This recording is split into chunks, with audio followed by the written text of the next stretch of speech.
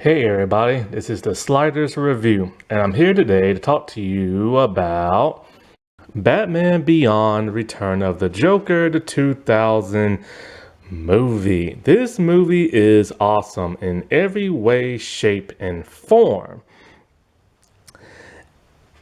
It came out directly on DVD or VHS, or both actually, because like around this time, Warner Brothers and DC's just kind of like, after Batman Mask of Phantasm didn't do so well in theaters, let's just put everything on direct to video and stuff.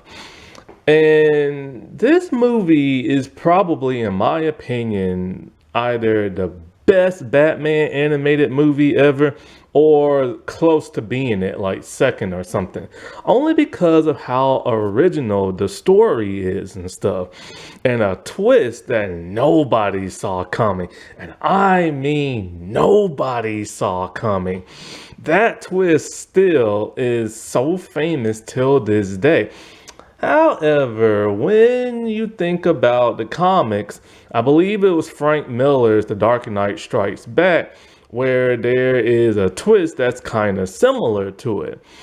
And so it is original, but not entirely all that original because the Frank Miller comic came out many years before Batman Beyond ever did. I remember when this movie came out, I got it on VHS. And so, then later on, I got it on DVD. And when I bought it from DVD on Best Buy, soon as I came home, the DVD was not in the box case. I was like, what the heck? So I called up Best Buy. I'm like, look, man, I bought this from y'all and the DVD's just not there. Thankfully, they believed me and gave me another copy. Because you know how sometimes these stores can be a little stingy and stuff. And I remember, back when I was in college, when I started in 2001, I became very popular around the dorm because nobody's never heard of Batman. Well, they've heard of Batman Beyond, but they never heard of this movie and stuff. So I was passing it along, letting them watch it. So I became very popular around that time. I remember. And when it comes to this movie, it's funny because I knew of Batman Beyond. I had seen a couple of episodes, but I don't think I've never seen the new adventures of Batman. So I was unaware of all the new character designs and the new suits and a young Robin. Because when I was watching this movie, I overheard the name Tim Drake. So when I saw this and I didn't know who Nightwing was at that time, I'm just kind of like, how is this the same continuity? Why is Dick Grayson so much younger now and Barbara's older? I don't understand. What the heck is going on? So then after watching it a second time, I heard the name Tim Drake. I'm like, oh, okay. That must be a completely different Robin. Because I was all like, why is he younger and why is his costume different? I just didn't understand that. But now I do and everything. And because I think when this came out in 2000, I didn't have a computer at that time, and I didn't start having a computer until I was in college. And so I was just very unaware of who this Tim Drake person was and why Dick was so much younger, but now I totally understand. And when it comes to this movie, I think it came out between the first and second season because they had a different Barbara Gordon voice in season one. But when she was unavailable to do the voice work for this movie, they decided to get in Angie Harmon. And at first, Bruce Timm was hesitant because he's all like, well, you're too young to voice an old woman. You ain't going to sound that way. And she sounds almost identical to that of the original actress. So they kept her along and stuff like that. This was also the first Batman Beyond project, or actually DC animated project, to be digital and everything, and to use digital ink and stuff like that. And because when Batman Beyond was on, they was doing it the very traditional hand-drawn, like, way and stuff, and color palettes and stuff. So somewhere in between season two, I believe, maybe, they started to switch up and do everything digital. But then by season three, everything was digital. And then of course, Justice League, the animated series, was digital and stuff like that. And you can really see the difference. Now, they used TMS Entertainment to make this movie, and the art style is very different from that of Batman Beyond. It looks more in league with that of anime. Well, anime-ish, I guess you could say, because TMS has done stuff for them before, but this is the first time it looked completely different from the normal way it looks. And also the lines are more cleaner, the color palette's more cleaner. Everything just has this more different vibe to the art style and stuff. Now, this movie is infamous because at first they wasn't gonna release it because of the Columbine shooting and stuff. But it's even more infamous because of how it's been edited. There are so many different versions of this thing, I kid you not. And most people know about this already. There is the actual original like PG-13 version that's supposed to be slightly more violent. And then there is the televised, like, censored version. And so there's two versions on DVD. I have the censored television version because the PG-13 one took a long time to come out. And for some, it's a little hard to track down. Like, I remember when it did come out, I was looking for it online and couldn't find it. And then FYE supposedly had a version, but I didn't want to take a chance because with FYE, you don't know what you're going to get. I remember one time I ordered a volume from like Ronin Warriors that was like $1 or something like that, and then they didn't have it apparently no more, so they just gave me like half of the box set for like the second half of like season one, like the complete box set. I'm like, man, I got a great deal. So I didn't want to risk that, but I'm pretty sure if you look hard enough, like on Amazon or eBay, you can probably find it. Now, which version do I prefer? Well, I actually prefer the censored television version only because I've seen that a million times. And I've only seen the PG-13 version one time. So I would like to have, like, I would love the PG-13 one, but because, I've watched the censored one a million times, that's my preferred one. Now, the difference is, like, in both versions is, like, in the PG-13 one, there's, like, blood. It's a little bit more violent. Batgirl interrogates, like, a prostitute. The Joker's talking about how, like, how he peeled back, I think, like, the mind or layers of, like, Robin. And like the Joker's death is completely different to where Robin shoots him with like a dart through the chest as opposed to him getting electrocuted in the televised version. Personally, I think the electrocution one was way cooler, even though we didn't get to see him like, spaz out, but it was just like off screen and you get the implied version. It just seems more gruesome than getting shot in the chest. They're talking about that's not funny, and then like falls down, but him screaming and hollering sounds really cool. However, there's more than just two different versions. There are some people, even including myself, that feels like there are more versions than that. Now, they had to color correct Harley Quinn at the very end of the movie. At the end of the movie, she's wearing an outfit that's completely different colors. But then they decided, okay, we're gonna like give her more traditional red and black like color scheme, right? So then there's like that version. There's another version that people are claiming. I forget what they say is different about it. I completely forgot. However, when I bought this on VHS, I kid you not, Oh, so there's another thing that's been taken out. So in the PG-13 version, when Terry comes back to the Batcave and Bruce is playing around with the Batarangs, he throws one and it chops off the head of Two-Face, the mannequin, right? So that's in the PG-13 one. But in the televised one, you just see a Batarang flying through the cave and he catches it. Now, I swear to freaking God, when I had the VHS version, I swear, okay, I had the televised version, right? And I swear, I saw the mannequin's head get like chopped off and Bruce catches it. However, they didn't really show the mannequin full body, they showed more like a silhouette or something like that. Or maybe it was the actual mannequin and then it got chopped off. But I remember seeing that because when I saw the PG-13 version, I'm like, hey, I remember that. Where the heck is it? Like, it's not in my DVD version and stuff.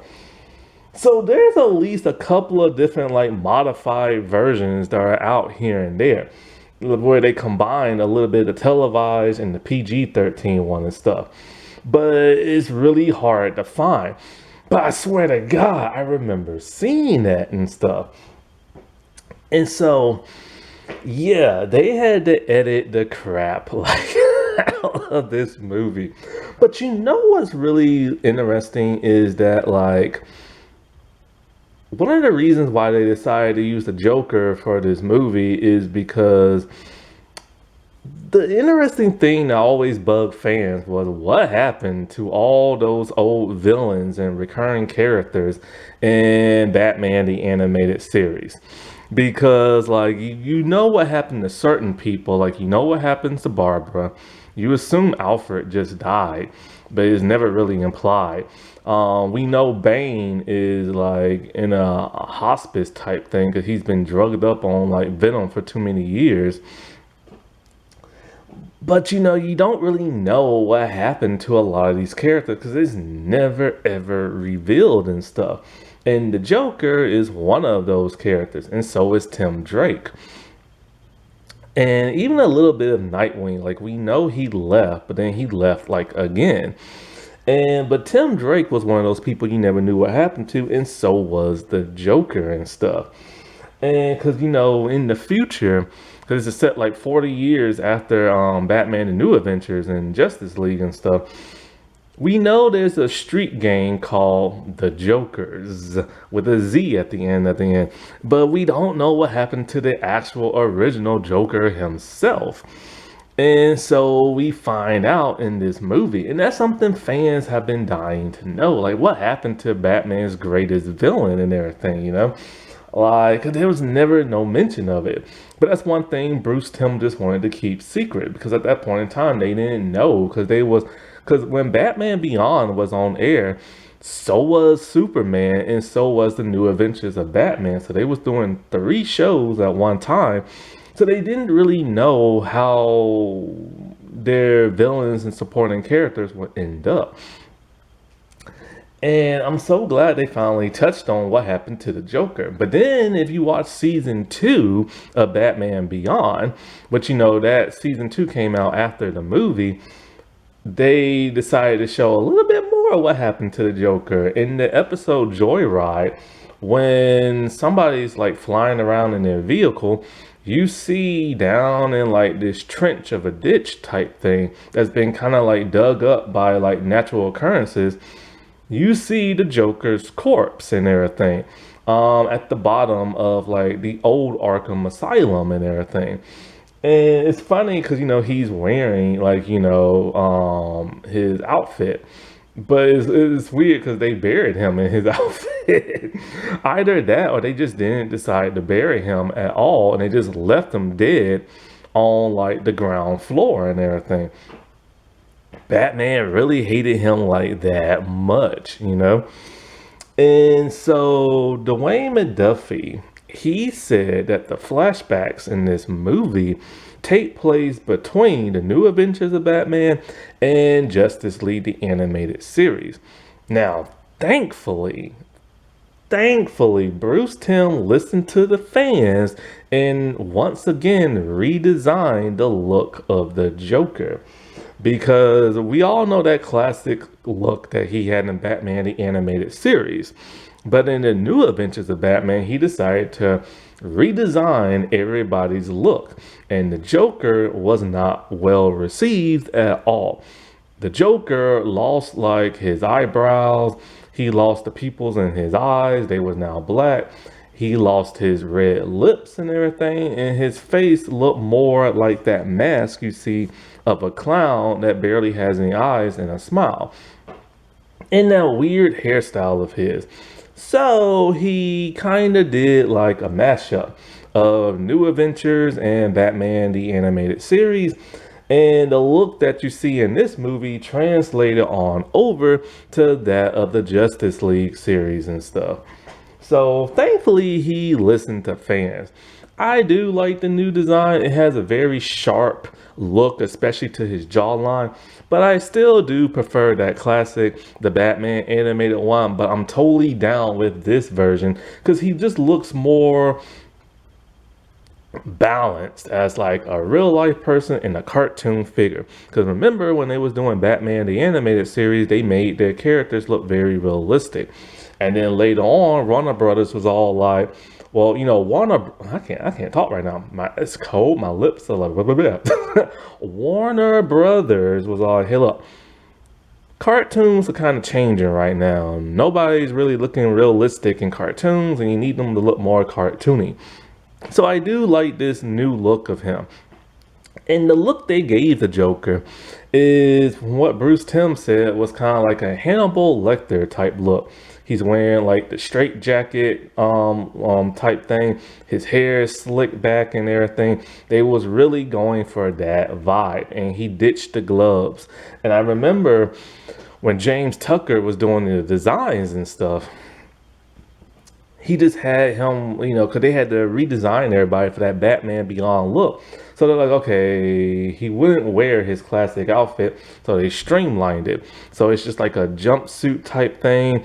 It's like leathery. It's purple, but it looks black. But you see the purple highlight, so it's technically purple.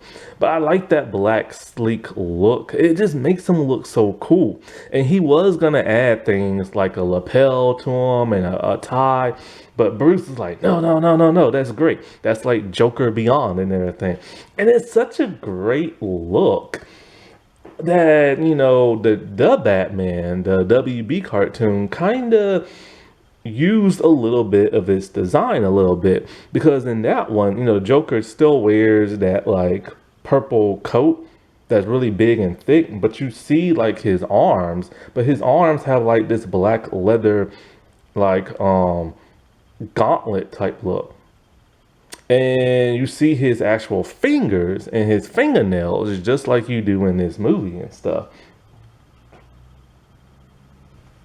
So Bruce Timm, Paul Dini, and Glenn Murakami, they are the ones who like wrote this movie and stuff, and they wrote a very, very, very good and tragic movie. One of the taglines in the commercials for this movie was, "This time the Joker is wild." I'm like, what are you talking about? The dude has done some crazy stuff in the past. But doing what he did in this movie probably went over the line. Because, you know, the Joker's always been one of those people, he will kill anybody. Old, male, female, a child and everything. Like, he just doesn't care. And so, like, that's in the comics and stuff. And this movie is highly action-packed. It's thrilling. It's very mysterious. Like, you do wonder, like, you know, when you're watching this, how is this all able to be? Because Bruce Wayne implies, you know, he doesn't outright say it at first, but it's implied, and Terry figures out that the Joker's dead, and he thinks Bruce might have finally done it. Bruce has finally killed somebody, and Bruce was the one who killed the Joker, but Bruce will not say anything. So it's like this big mystery of you don't know what the heck is going on. And because the internet wasn't the way the internet was back in the day, nothing was spoiled, nothing was leaked, there was no scooper, so you didn't know what you was getting yourself into and you're taking it in scene by scene, second by second. And that's the way you're supposed to enjoy like a movie. It also shows Terry's determination of like, he enjoys being Batman. He doesn't mind the risk, and he's there to protect people even when Bruce doesn't want him being Batman no more. And we get to see Terry kind of like, figure things out on his own when Bruce is incapacitated, with a little help from Barbara and stuff. And and the biggest mystery of them all is, how the heck is the Joker alive, for one, and two, how does he know everybody's secret identity? It just like happens all of a sudden. And that's a great like punch in the beginning to make you want to like investigate more and more.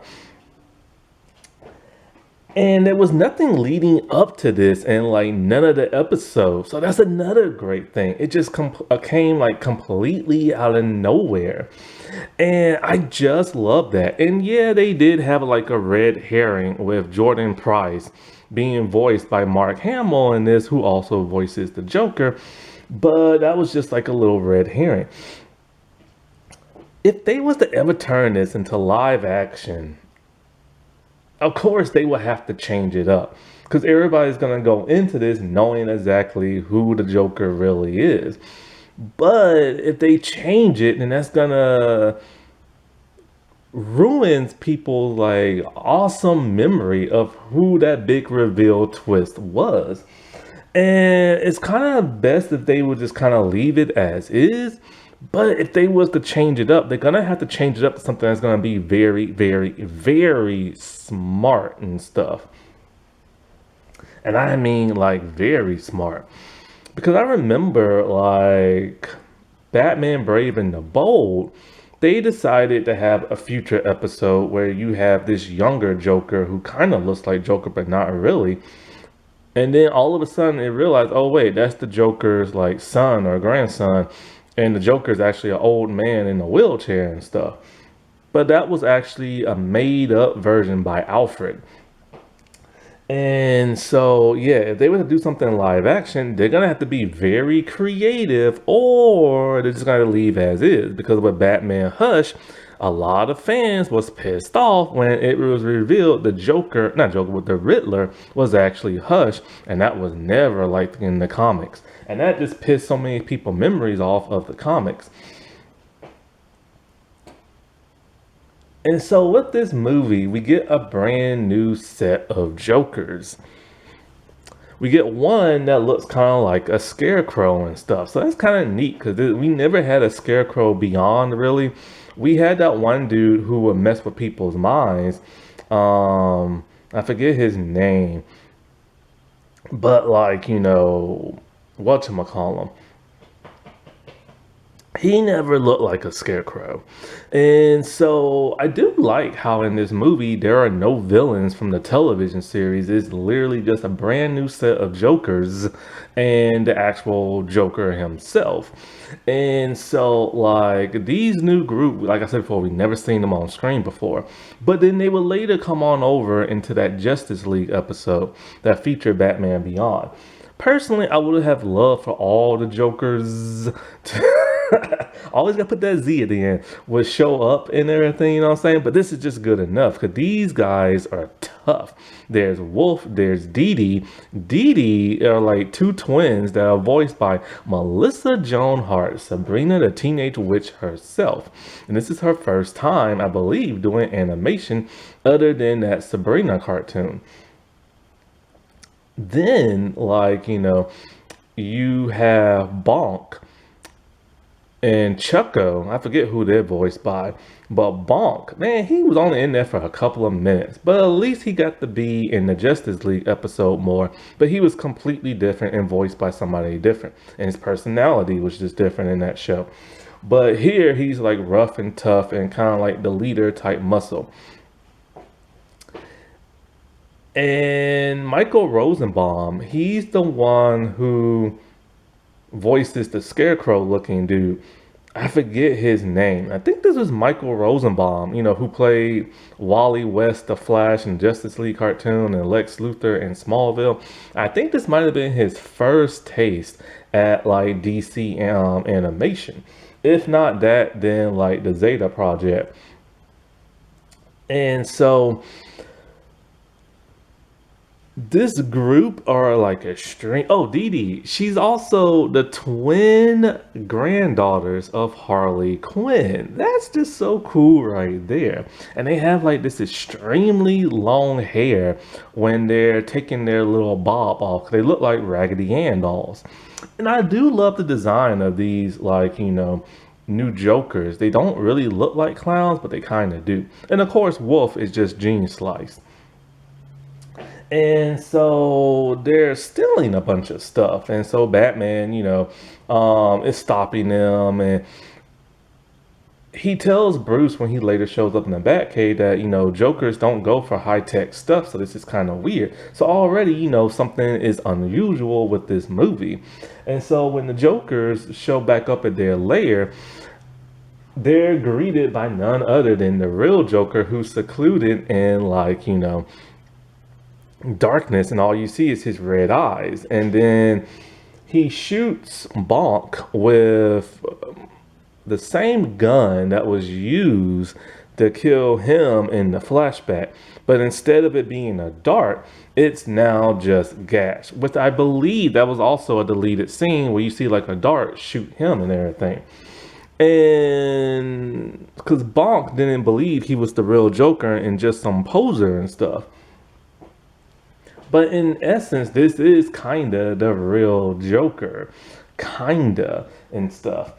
And so they're looking for a new thing to steal because Joker has something scheming. And he's all like, oh, these are the only 3 places that have what we need because Batman foiled him. But one of those places is at like Wayne Industries and stuff. So he really wants to go there. And also I gotta point this out.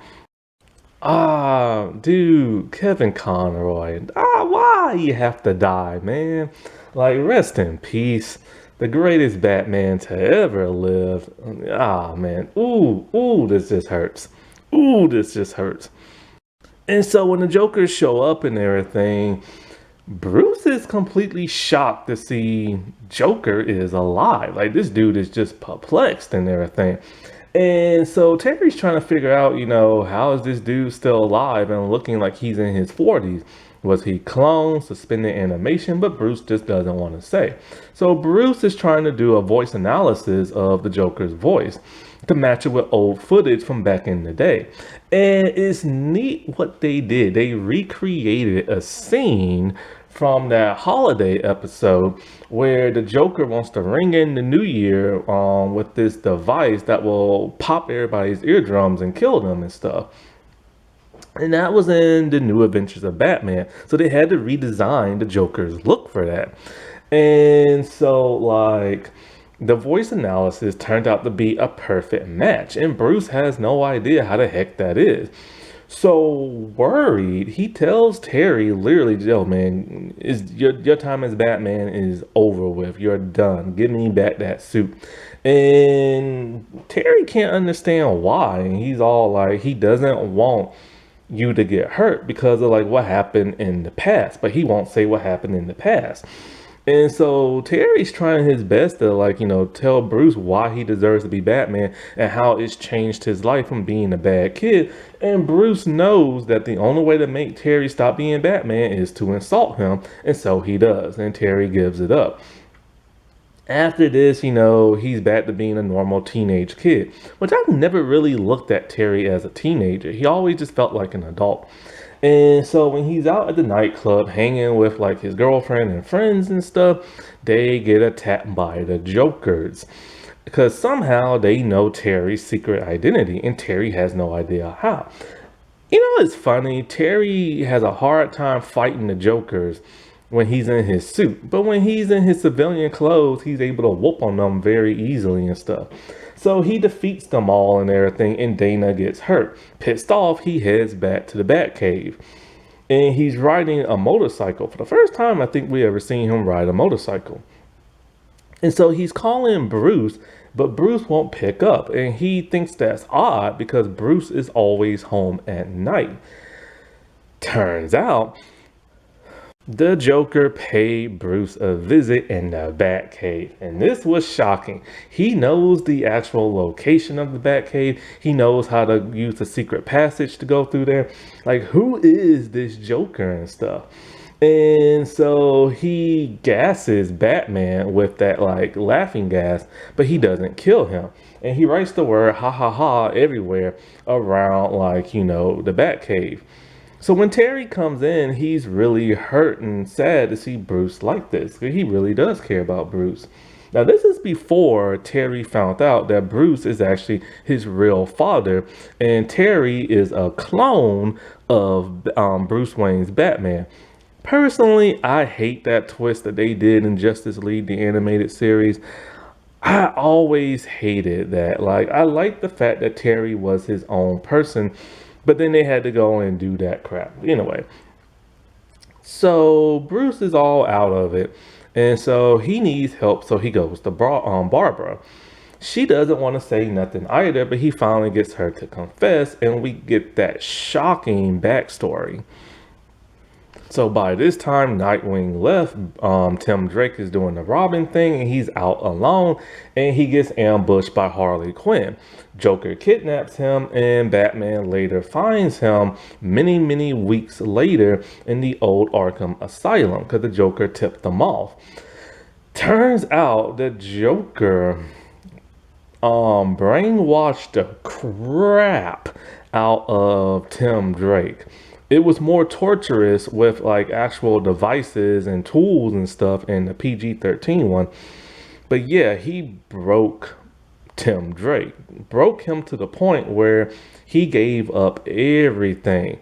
Like he gave up like Bruce's, Barbara's, Dick's like secret identity, the location of the Batcave, like everything. And Joker just starts taunting the crap out of Batman about this and stuff. And Batman just loses it and attacks the Joker in a very brutal way and starts chasing after him. While this is going on, Batgirl and Harley Quinn are fighting and stuff. And Harley, like, cause Bruce, not Bruce, but Tim, he is like a mini Joker now. He literally is like a little laughing child, like ha ha ha ha, like over and over and stuff. And he can't say nothing, and his face is painted white and everything. So Harley tells Tim to give her the bazooka, and she goes after Batgirl. But then she later falls over a cliff, and presumably is dead. And so like Barbara is just like so like distraught, like seeing Tim the way he is. Joker was able to get the upper hand on Batman, and he asked for the gun from Tim Drake, who had it in his hand, but Tim doesn't want to give it up. Now it's the same gun that killed Bonk and everything, but it wasn't gas, and like the theatrical one is actually like a dart and stuff like that. So he was gonna straight up shoot Batman because he's finally had enough of Batman. And stealing Robin from him was like the greatest like prize he could ever have.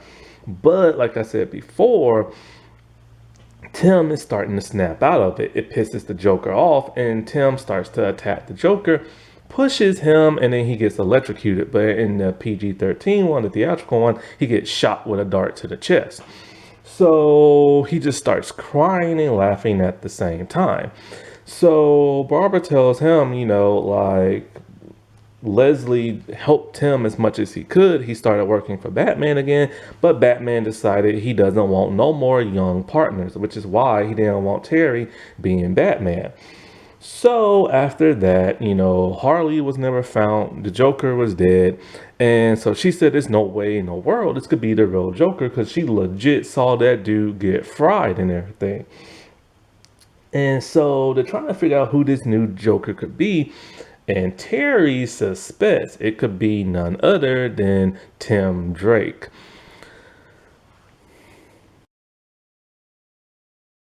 So we finally get to see a older Tim Drake. He's no longer doing the vigilante stuff. He's working for a high-tech company. And the actor who plays him, I forget his name, but he passed away a few years ago. And so it was kind of cool to see an older version of one of like the Robins. And they kind of made him look a little bit like Burt Ward, who was the live action Adam West Dick Grayson and stuff from that Batman show from back in the 60s. And, Tim, he feels bad for what happened to Bruce, but he's happy not to be a vigilante no more. So Terry ends up leaving him and is realizing that, wow, all of y'all are bitter towards Bruce. So he goes on a different lead to figure out who the Joker is, Adam Price or Pierce or whatever his name was. I can't remember. And so, but that dude is being confronted by the Jokers and stuff. He was working alongside with them, but they decided to double cross him because Joker doesn't want no loose ends. So when Terry goes to stop them, something mysterious happens in the sky. There's like a giant beam that like destroys the yacht, and Terry is like flying with Pierce or Price or whatever his name is as fast as he can, because there's like some beam of light that's literally about to blow them up and everything. And so Terry realizes, crap, this dude can't be it, Tim Drake can't be it, then who the heck can and stuff. So he heads back to the Batcave trying to figure it out, and Bruce wakes up and, tells him like, this is why I didn't want you to be like Batman because of what happened to the Robins. And Terry, of course, hates the idea of being compared to a Robin. And he's all like, I was never a Robin. Then he looked at the Robin costume and realized something. Out of every single costume in the Batcave, only Robin's was destroyed. And Bruce feels like that's only because Robin killed the Joker. But Terry doesn't think so. For the first time, Terry is outsmarting Bruce. And he's all like, look, man, I know Tim moved on with his life and you said he was fixed, but he's extremely bitter. And the fact that the only Robin suit was destroyed makes it seem like it could actually be him.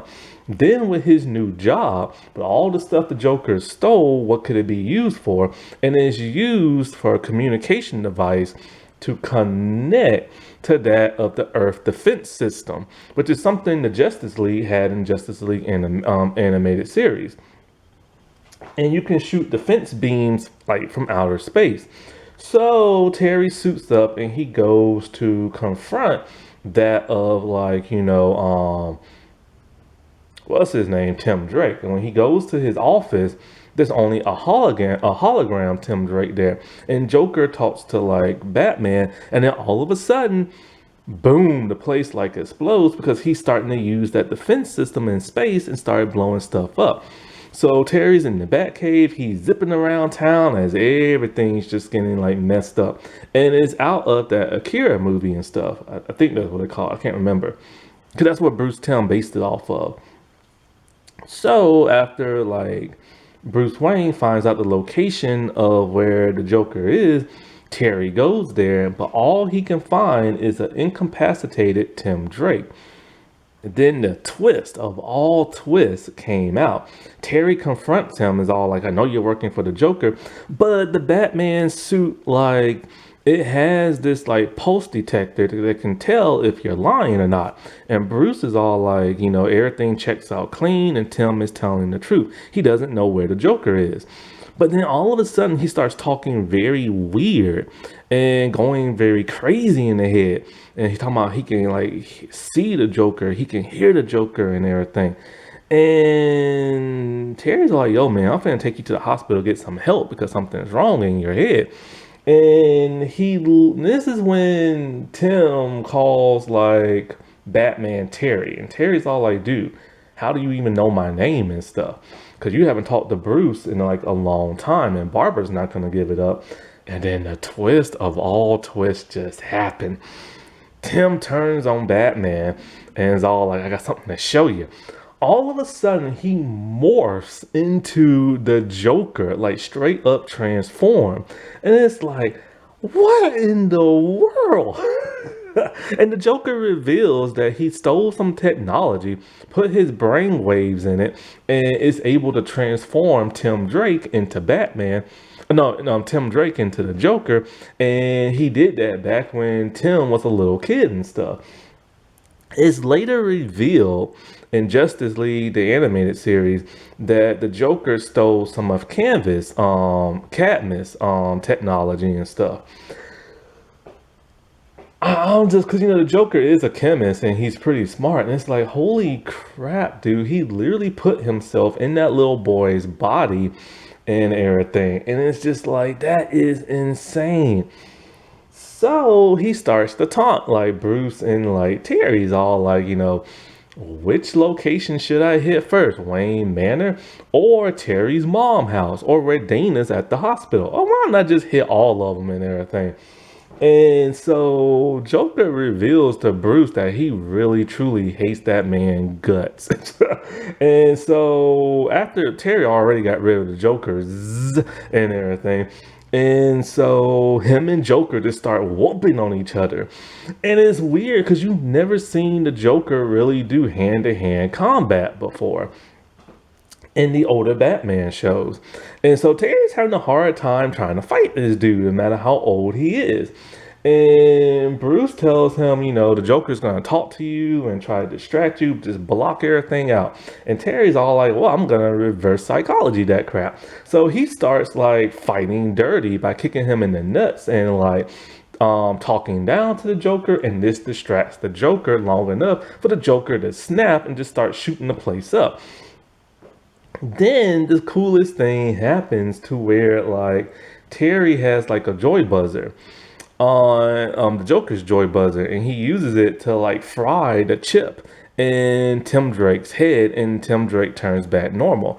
However, why didn't Terry just use his electrical gloves? Because his whole body can like electrify and everything. I don't know, maybe it would have been too much juice or something, but this was still cool because he used the Joker's tool against the Joker. So, as the beam is about to hit and blow up like the building they're in, they all escape, and then that's that. So Terry properly introduces himself to Tim at the hospital, and Bruce shows up and talks about how, like, it's not the suit or it's not Batman that makes Terry worthwhile. It's Terry that makes Batman worthwhile. And that he's happy to have him and stuff like that. And he finally goes to see Tim Drake after all these years because they haven't spoken in 40 years and stuff.